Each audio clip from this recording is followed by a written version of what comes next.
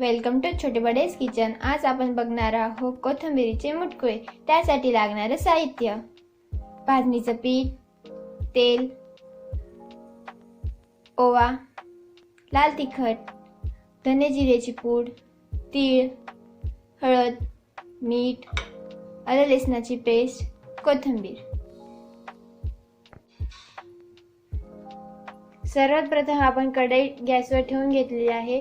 त्यात एक तांब्याभर पाणी आणि स्टँड ठेवलेला आहे। पाणी गरम होईपर्यंत आपण मुटकुळ्याचे मिश्रण एकत्र करून घेणार आहोत।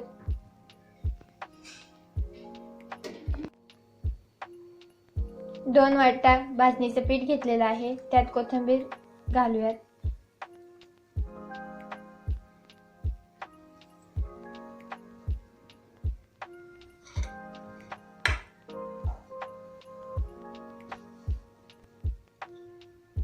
आता त्यात धने जिऱ्याची पूड,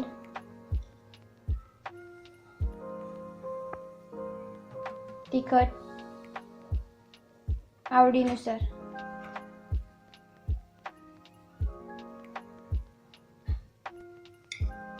त्यात आता आलं लसणाची पेस्ट,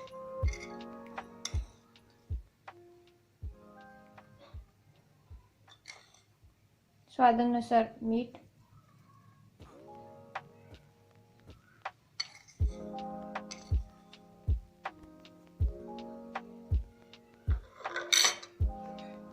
तीळ अजून घालूयात थोडीशी,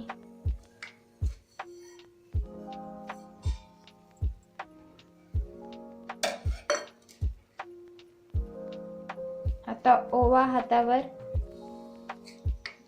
थोडासा मळून घ्यायचा आहे।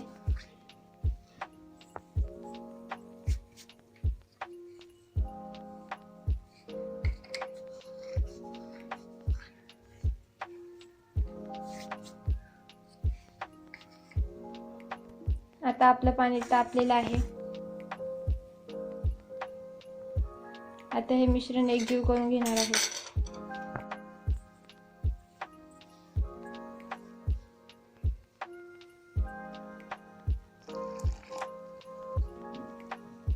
लागेल तसं पाणी घालणार आहोत।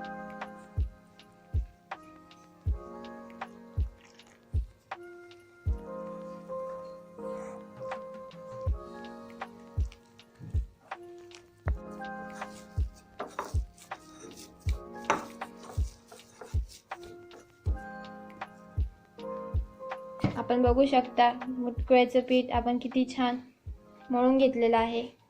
त्यात ती सैलही नको आहे आपल्याला आणि जास्ती घट्टही नाही। सर्वात प्रथम आता आपण हाताला तेल लावून घेणार आहोत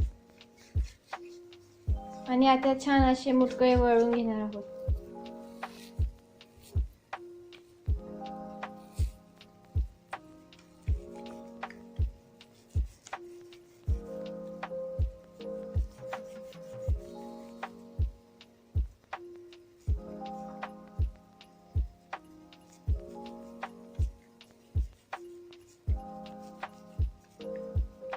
आपण बघू शकता किती छान वळले जात आहे आपले मुटकुळे। त्यावरून थोडेसे तीळ लावून घेणार आहोत।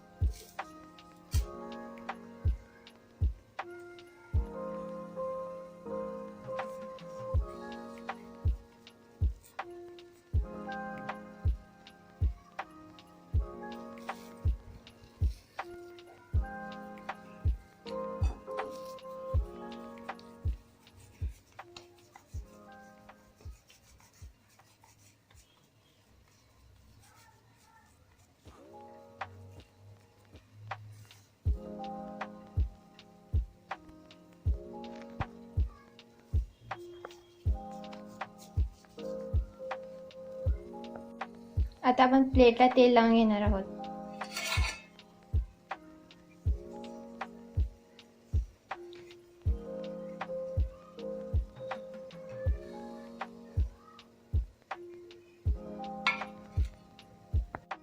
आपण झाकण काढून घेणार आहोत.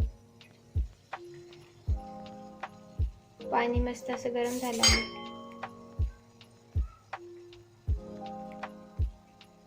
लावलेली प्लेट आता आपण स्टँडवर ठेवून घेणार आहोत.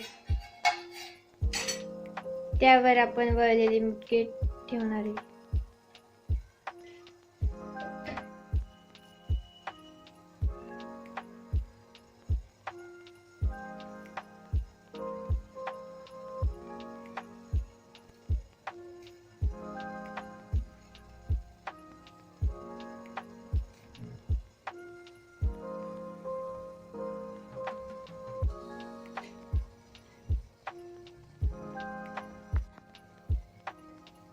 आता ह्याच्यावर आपण झाकण ठेवून घेणार आहोत.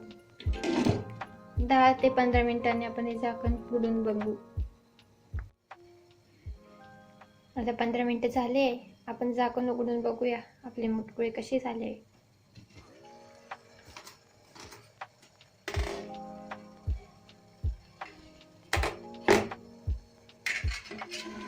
आपले मुटकुळे झाले की नाही ते बघण्यासाठी आपण सुरीच्या माध्यमातून चेक करूया.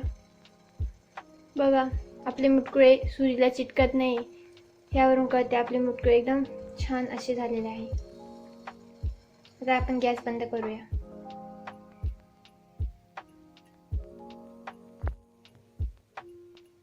मुटकुळे थंड झाल्यावर आपण चिरून घेणार आहोत.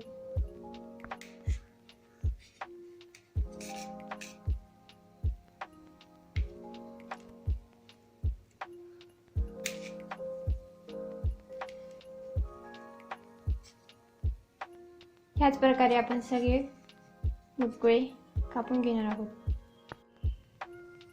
कढईत तेल टाकून घेतले आहे. तेल गरम झाल्यावर मुटकुळे तळून घेणार आहे.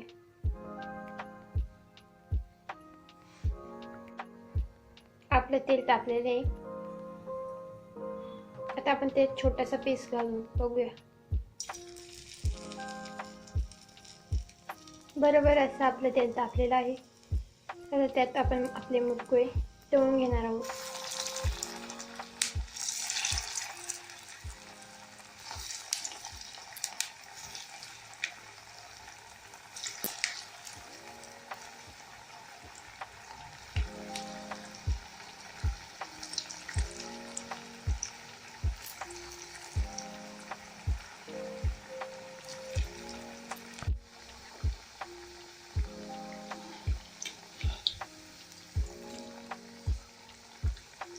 जर मुटकुळे तेलात तळायचे नसेल तर पॅनवर थोडंसं तेल घालून फ्राय करू शकता.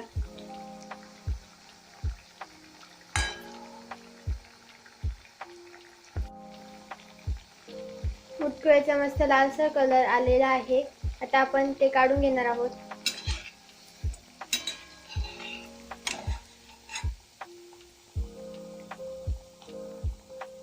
तेल छान नितरून घेणार आहोत. आता सगळे मुटकुळे आपण तळून घेणार आहोत.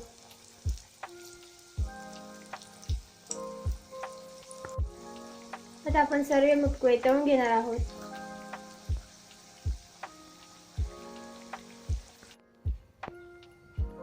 आपले मुटकुळे आता तयार झाले आहे. आपण हे मुटकुळे दह्यासोबत, शेजवान चटणी सोबत, ओल्या खोबऱ्याच्या चटणी सोबत खाऊ शकतो. आपल्याला माझी व्हिडिओ आवडली असेल तर लाईक करा, शेअर करा आणि सबस्क्राईब करा.